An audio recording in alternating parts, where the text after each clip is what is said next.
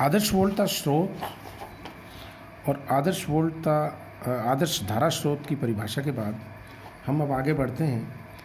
And the next point is as far as the fundamental definitions are concern, that is network. मैं एक बहुत simple से example के through आपको ये सारी बातें समझाऊंगा। नेटवर्क अथवा हिंदी में इसको कहेंगे जाल।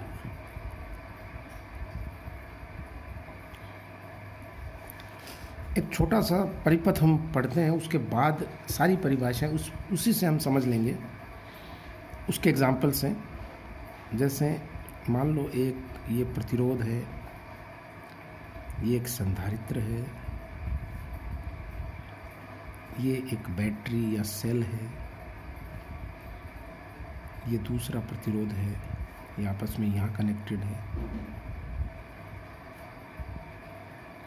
ये एक प्रेरकत्व है, ये एक सेल है,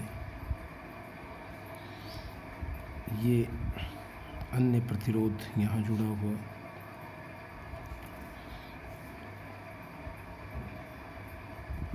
यहाँ से धारा आ रही है, इसमें आ रही है। ये धारा की दिशा मैं ऐसे बताता हूँ।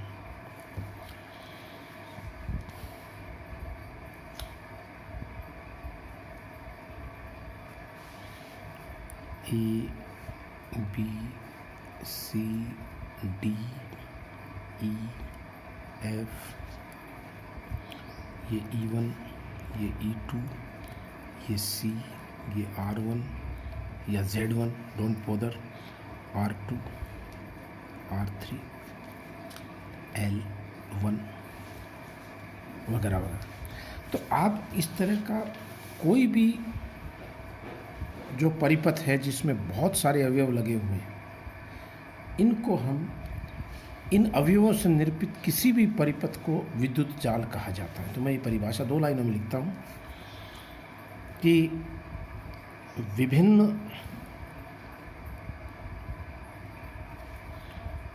अवयवों कोमा शक्ति प्रदायों से युक्त विद्युत परिपथ को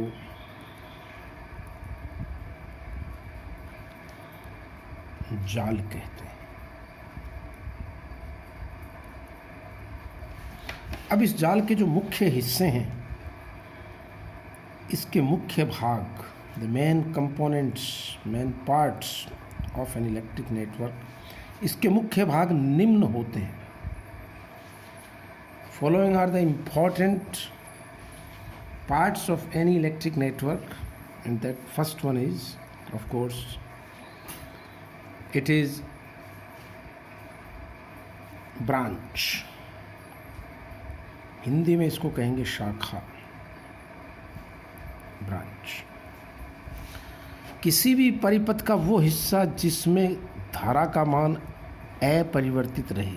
जैसे ए से चलने वाली कोई भी धारा इस प्रतिरोध में बहती हुई बिना किसी रुकावट के एल तक पहुंचेगी, सी तक पहुंचेगी। सी पर इसके हिस्से हो सकते हैं, ये दूसरी धारा से जुड़ सकती है, इसके विभाजन हो सकते हैं। तो ऐसे में ए से लेकर के बी और बी से लेकर के सी, यानी ए बी सी एक हिस्सा ब्रांच कहलाएगा। इसी तरीके से आप देखिए, जो धारा यहाँ डी से ई की तरफ चल पड़ी, वो ई से होते हुए एफ में होकर के इस R1 में से होती हुई ए तक पहुँचेगी, इसको हम शाखा कहेंगे। तो वह भाग जिसमें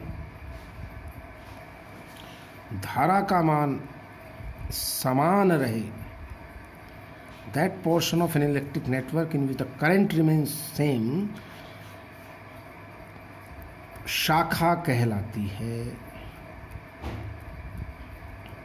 उदाहरण जैसे कि उपरोक्त परिपथ में DEFA कोमा ABC, ये अलग अलग शाखाएं हैं। देखिए, ध्यान दीजिए, ये एक शाखा है, दूसरी, इसकी करंट जरूरी नहीं इसके बराबर हो, लेकिन जो करंट इसमें है हर एक कंपोनेंट में वही रहेगी, और इसके हर एक कंपोनेंट में वही करंट रहेगी, इसलिए हम इसको क्या बोलते हैं? शाखा बोलते हैं। तो पहली परिभाषा शाखा की आई। दूसरी परिभाषा है नोड अथवा संधि। अंग्रेजी में एक नाम और जंक्शन, इसका भी कई जगह इस्तेमाल होता है। संधि का मतलब है जहां धारा का विभाजन हो जाए, that point of the network where the current divides.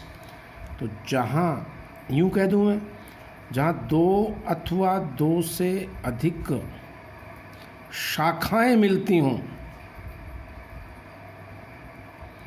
मिलें, या अपने दिमाग में कॉन्सेप्ट क्लियर करने के लिए, अथवा जहां धारा का विभाजन हो जाए, ऐसा बिंदु जहां धारा का विभाजन हो जाए,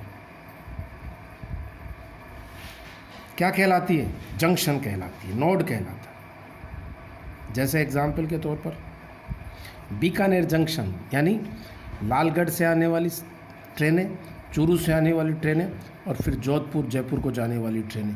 तो इधर से ट्रेनें आएंगी, यूं चली जाएंगी, यहाँ से आएगी, इधर चली जाएंगी, यहाँ वाली, यानी वहाँ पर विभाजन होता है रेलगाड़ियों का एक तरह से, इसलिए उसको जंक्शन कहते हैं। नोखा को जंक्शन नहीं बोलते, क्यों? क्योंकि नोखा पे एक ही ट्रेन आएगी, वही जाएगी, तो नोखा शाखा का रूप है और बीकानेर जंक्शन का रूप है। सी, तीसरा पार्ट जो इसका होता है वो होता है लूप, यानी अंग्रेजी में इसको पाश कहते हैं। परिपथ का बंद भाग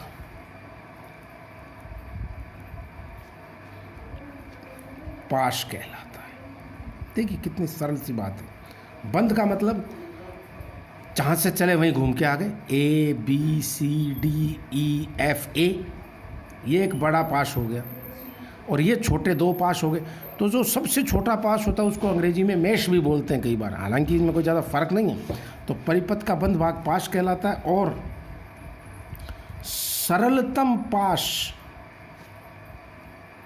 को मेश भी बोल देते हैं, MESH। इसमें मैं मानता हूँ कि कोई बहुत ज़्यादा फ़र्क नहीं है। जैसे कुछ किताबों में, अच्छी किताबों के अंदर तो मेश और लूप को एक ही डिफ़ाइन किया, लेकिन जैसे मान लीजिए बच्चे अलग अलग किताबें पढ़ें और कुछ सामान्यतया इनको डिफ़र करें, तो वो एक राइटर का मत है, हमारा मत नहीं है। राइटर टू राइटर कई चीज़ें डिफ़र करती है, अपनी अंडरस्टैंडिंग होती है हर टीचर की, हर लेक्चरर की। तो मैं मानता हूँ कि लूप अथवा पाश परिपथ का बंद भाग पाश कहलाता है,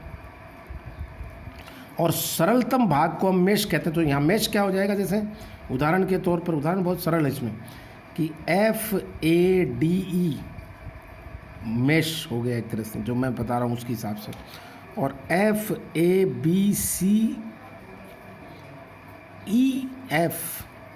ये बड़ा, ये पाश हो जाएगा। लेकिन दोनों में रूल एक जैसे ही लगेंगे, अलग रूल नहीं लगने वाले। तो ये आपको बच्चों ध्यान देना है। यानी जहाँ धारा का विभाजन हो जाए, ये धारा चल रही थी, मान लो I1 थी, इधर I2 चली गई, तो इसमें कितनी जाएगी ये हम कल पढ़ेंगे। किरचॉफ का नियम हो जाएगा I1 माइनस I2 फर्स्ट लो। तो ये धारा का यहाँ विभाजन हुआ, यहाँ धारा का विभाजन हुआ, ये I1 थी, मान लो ये अब देखो ये I1 इधर गई, ये I1 माइनस I2 आई, और जितनी भी धारा मान लो इधर से आ रही है, तो फिर इधर कोई नई धारा बहेगी। तो यानी कुल मिलाकर के लूप के अंदर ब्रांचेज होती हैं, एक ब्रांच में एक ही धारा होगी, और कभी भी धारा का विभाजन केवल जंक्शन पर होगा। थैंक यू डियर स्टूडेंट्स, कल हम किरचॉफ के नियम पढ़ेंगे।